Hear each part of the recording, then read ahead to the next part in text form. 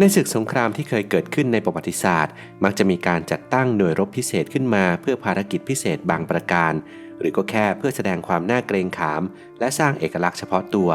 ซึ่งวิธีการนี้ก็มีมาแล้วหลายยุคหลายสมัยตั้งแต่ชาวรัสเซียผู้ยิ่งใหญ่ชาวไวกิ้งผู้บ้าคลั่งไปจนถึงหน่วยทหารในสงครามโลกครั้งที่2และในวันนี้อับดุลไททูบจะพาไปพบกับหน่วยทหารที่แหวกแนวที่สุดที่เราได้คัดสรรมาให้ชมกัน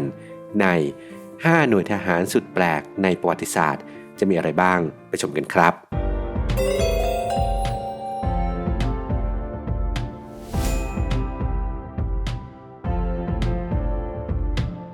1. Potsdam Giants กษัตริย์เฟเดริกวิลเลียมที่1แห่งรัสเซียมีความหมกมุ่นในอำนาจของกองทัพเป็นอย่างมากเขาพยายามตามหาทหารที่มีรูปร่างที่สูงใหญ่และแข็งแกร่งที่สุดเข้ามาอยู่ในกองทัพของตนเองเสมอในช่วงต้นศตวรรษที่18กษัตริย์ผู้รักการทหารผู้นี้ได้พยายามรวบรวมกำลังทหารที่มีรูปร่างสูงใหญ่ที่สุดในยุโรปให้กลายเป็นกองทหารชั้นยอดของเขาที่มีชื่อเรียกว่า Potsdam Giantsแม้ว่าเขายังไม่เคยเห็นการต่อสู้ของทหารเหล่านี้ก็ตามแต่ว่ากองทหารนี้ก็ได้เป็นกลุ่มชายร่างใหญ่ที่น่าประทับใจที่สุดของเขาว่ากันว่าความสูงของทหารกลุ่มนี้เฉลี่ยอยู่ที่7ฟุตถึง8ฟุตครึ่งเลยทีเดียวกษัตริย์เฟเดริกจะคอยมองหาผู้ที่เหมาะสมกับ Potsdam Giants อยู่เสมอเขาพร้อมที่จะแลกทุกอย่างเพื่อให้ได้คนเหล่านี้มาเขาใช้เงินมหาศาลในการจ้างทหารรับจ้างที่มีสัดส่วนเกินขนาดและทำการซื้อทหารตัวสูงมาจากกองทัพอื่นๆด้วยนะครับหรือแม้แต่การส่งคนของเขาไปนำตัวพลเรือนทั่วไปที่มีรูปร่างสูงเป็นพิเศษที่อยู่ในเซี่ยงไฮ้เพื่อเกณฑ์พวกเขามาเข้าหน่วยทหาร Potsdam Giants ในความพยายามที่แปลกประหลาดของเขานี้ยังมองไปไกลถึงอนาคตโดยการบังคับให้ทหารหน่วยนี้แต่งงานและมีลูกกับผู้หญิงที่มีรูปร่างสูงๆเลยนะครับเป็นที่ทราบกันดีนะครับว่าในสมัยนั้นกษัตริย์เฟเดริกมักจะให้ทหารของเขาเดินผ่านห้องนอนเพื่อให้กำลังใจเมื่อตอนที่เขาป่วยแต่อย่างไรก็ตาม Potsdam Giants นั้นก็ทำให้เงินคลังของราชวงศ์หมดไปอย่างมหาศาลและหลังจากที่เขาเสียชีวิตในปี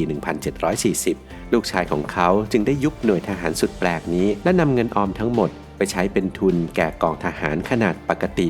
ได้ถึง4กอง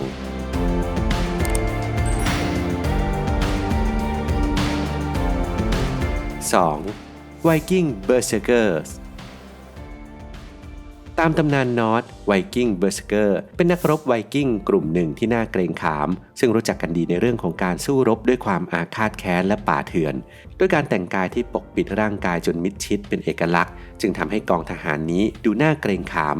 ไวกิ้งเบอร์เซเกอร์มักจะเข้าสู่สมรภูมิรบโดยการสวมชุดที่ทำจากหนังหมีและหมาป่าเมื่ออยู่ในการต่อสู้พวกเขาจะแสดงความป่าเถื่อนโดยการฆ่าข่มขืนและปล้นสะดม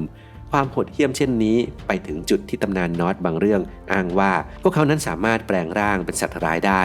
ว่ากันว่าเมื่อยามสงครามสงบพวกเขามักจะข่มขืนและฆ่าพันธมิตรของพวกเขาเองเพื่อสนองความบันเทิงของพวกเขาอย่างไรก็ตามทักษะการต่อสู้ของไวกิ้งเบอร์เซเกอร์ทำให้พวกเขาเป็นที่ต้องการอย่างมากในฐานะทหารและองครักษ์ของราชวงศ์แต่ว่าพวกเขาก็หลีกเลี่ยงที่จะเข้าร่วมเนื่องจากทั้งเกรงกลัวและเกลียดชังราชวงศ์วิธีการที่ป่าเถื่อนของเหล่าเบอร์เซเกอร์ถูกกล่าวหาว่าเขาอาจเชื่อมโยงกับลัทธิลึกลับที่อุทิศให้แก่เทพเจ้านอร์สอย่างโอดินดังนั้นพิธีกรรมของพวกเขาค่อนข้างจะลึกลับแต่นักวิชาการส่วนใหญ่เชื่อว่าการที่พวกเขาทำตัวแปลกประหลาดแบบนี้เขาอาจจะอยู่ในภวังค์ที่ถูกสะกดจิตและบางส่วนก็คาดการณ์ว่าพวกเขานั้นอาจจะเมาจนขาดสติหรืออาจจะไปกินเห็ดบางชนิดที่ทำให้ประสาทหลอนก็เป็นได้3. Immortals หนึ่งในกองทัพแห่งยุคโบราณที่น่าเกรงขามที่สุดก็คือ Immortals เป็นกองกำลังต่อสู้ที่แข็งแกร่งด้วยจำนวนทหารที่ดีที่สุด 10,000 คนกองกำลังหน่วยนี้เกี่ยวข้องกับจักรวรรดิอะเคเมนิดแห่งเปอร์เซียหน่วยรบ Immortal นั้นปรากฏครั้งแรกในเรื่องราวของเฮโรโดตุสนักประวัติศาสตร์ชาวกรีกที่ได้เขียนบันทึกเกี่ยวกับการรุกรานกรีกของเปอร์เซียโดยพวกเขาได้รับการอธิบายว่าทหารที่ดีที่สุดและมีอาวุธครบมือที่สุดที่ปฏิบัติการภายใต้คำสั่งของกษัตริย์เซอร์ซิสตามคำกล่าวของเฮโรโดตุสถึงชื่อที่ถูกเรียกว่า Immortals ซึ่งแปลว่าอมตะชื่อนี้เกิดขึ้นได้เพราะหน่วยทหารนี้จะมีจำนวนทหารที่คงที่เสมอราวกับเป็นอมตะ กล่าวคือหากว่าทหารเพียงคนเดียวได้ล้มป่วยหรือเสียชีวิตในการต่อสู้พวกเขาก็จะถูกแทนที่ในทันทีเพื่อให้ความแข็งแกร่งของหน่วยนั้นคือ 10,000 คนอยู่เสมอในขณะที่กองทัพเปอร์เซียเป็นกองกำลังที่มีหลายเชื้อชาติจึงมีกฎที่ตั้งขึ้นโดยให้เฉพาะผู้ที่มีเชื้อสายเปอร์เซียหรือเมดิกเท่านั้นที่ได้รับอนุญาตให้รับใช้ในหน่วย Immortals นี้ได้เมื่อได้เข้าร่วมหน่วยพวกเขาจะสวมใส่เครื่องประดับทองคำเพื่อแสดงสถานะที่สูงกว่าทหารทั่วไปโดยหลักๆแล้วทั้ง 10,000 คนนี้จะทำหน้าที่เป็นองครักษ์ส่วนตัวให้กับกษัตริย์แต่พวกเขาก็ลงสนามรบในยามสงครามด้วยวีรกรรมที่โด่งดังที่สุดเกิดขึ้นระหว่างชัยชนะของชาวเปอร์เซียในยุทธการเทอร์โมพิเลที่พวกเขาได้เลี่ยงเส้นทางที่โดนขวางกั้นและไปทำการซุ่มโจมตีจากทางด้านหลังใส่ชาวกรีกที่นำโดยชาวสปาร์ตันเมื่อ 480 ปีก่อนคริสตกาล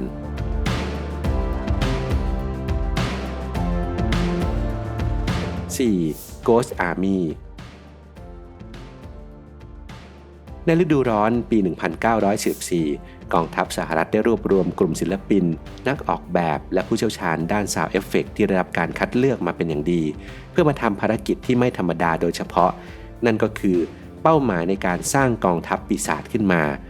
ทหารหน่วยนี้ได้เข้าร่วมกันเป็นกองบัญชาการที่ 23 ซึ่งรู้จักกันดีในชื่อ Ghost Army หรือกองทัพผีพวกเขาได้ใช้รถถังและรถจี๊ปที่สร้างมาจากยางเป่าลมรวมถึงซาวด์เอฟเฟกต์และอุบายอื่นๆเพื่อทำการหลอกทหารเยอรมันเกี่ยวกับขนาดกองทัพและสถานที่ตั้งของกองกำลังฝ่ายสัมพันธมิตรในช่วงสงครามโลกครั้งที่ 2ทหารหน่วยนี้มีส่วนร่วมในภารกิจมากกว่า 20 ภารกิจซึ่งในหลายๆภารกิจพวกเขาได้ใช้ศิลปะและภาพลวงตาในระดับที่เทียบเท่ากับภาพยนตร์ฮอลลีวูดมีจิตรกรและนักออกแบบที่ทำหน้าที่สร้างเครื่องแบบปลอมและยานพาหนะจำลองส่วนซาวด์เอนจิเนียร์ก็ได้สร้างเสียงออกอากาศทางวิทยุปลอมขึ้นมาและทำเสียงเอฟเฟกต์ของระเบิดหรือเสียงยานหุ้มเกราะขนาดเคลื่อนพล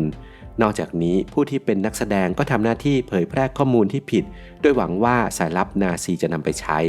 เมื่ออุบายเหล่านี้ทำสำเร็จหน่วยนี้ก็สามารถสร้างความรู้สึกให้เสมือนว่ากองกำลังของสหรัฐนั้นมีขนาดที่ใหญ่กว่าและเคลื่อนที่ได้มากกว่าที่เป็นจริงในระหว่างภารกิจหนึ่งGhost Army ได้อุดช่องโหว่ให้แก่แนวรบของนายพลจอร์จแพตตันเป็นเวลาหลายวันโดยที่ไม่มีใครค้นพบปฏิบัติการของ Ghost Army ถูกปกปิดไว้เป็นความลับเป็นเวลาหลายทศวรรษหลังจากสิ้นสุดสงครามโลกครั้งที่ 2จนกระทั่งปี 1996 หน่วยรบสุดแปลกนี้ก็ได้เปิดตัวสู่สาธารณชนและมาถึงเวลานั้นสมาชิกหลายคนได้ก้าวไปสู่อาชีพที่โดดเด่นในอุตสาหกรรมศิลปะและการออกแบบไม่ว่าจะเป็นบิล บรัสเอลสเวิร์ธ เคลลี่และอาร์เธอร์ ซิงเกอร์พวกเขาต่างก็เป็นทหารผ่านศึกของหน่วยนี้ครับ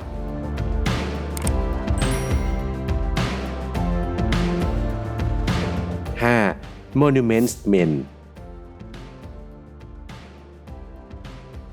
อนุสาวรีย์ผลงานศิลปะและหอจดหมายเหตุได้รับความเสียหายมากมายในช่วงสงครามโลกครั้งที่ 2แต่ว่าฝ่ายสัมพันธมิตรได้จัดตั้งหน่วยที่มีชื่อว่า Monuments Men ขึ้นมาซึ่งเป็นหน่วยงานพิเศษที่ได้รับมอบหมายให้อนุรักษ์มรดกทางวัฒนธรรมของยุโรปในช่วงสงครามโลกครั้งที่ 2โดยเป็นการรวมตัวกันของกลุ่มนักประวัติศาสตร์ศิลปะพันธารักษ์พิพิธภัณฑ์และนักวิชาการที่ได้รับคัดเลือกมาเป็นอย่างดีและพวกเขาต้องแต่งกายด้วยชุดทหารในระหว่างปฏิบัติภารกิจโดยเริ่มแรกภารกิจของพวกเขาคืออยู่ในแนวหน้าเพื่อช่วยปกป้องอาคารที่มีความสำคัญทางประวัติศาสตร์และสถานที่สำคัญอื่นๆเพื่อไม่ให้ได้รับความเสียหายจากสงครามสมาชิกของหน่วยได้ทำการออกแบบแผนที่พิเศษให้แก่นักบินเพื่อให้หลีกเลี่ยงพื้นที่สำคัญในการทิ้งระเบิดและรวมไปถึงมีการทำภารกิจในการฟื้นฟูสถานที่สำคัญที่ได้รับความเสียหายไปแล้วเมื่อใกล้สิ้นสุดสงครามเป้าหมายของหน่วยก็เปลี่ยนไปเป็นการติดตามและกู้คืนภาพวาดและประติมากรรมอันล้ำค่าที่กองทัพนาซีได้ขโมยไปในขณะที่ระบอบการปกครองของฮิตเลอร์ล่มสลายหน่วย Monuments Men ได้ทำการเปิดโปงถึงผลงานศิลปะหลายพันชิ้นที่ถูกซ่อนอยู่ในปราสาทและเหมืองเกลือในเขตของกองทัพนาซีพวกเขาจึงทำหน้าที่ส่งคืนให้เจ้าของโดยชอบธรรมเหนือสิ่งอื่นใดหน่วยนี้ได้ช่วยเหลือผลงานชิ้นเอกของผู้ทรงคุณวุฒิไว้หลายคนไม่ว่าจะเป็นแรมบันต์โยฮันเนสเฟอร์เมอร์มิเกลลันเจโลและเลโอนาร์โด ดาวินชีครับ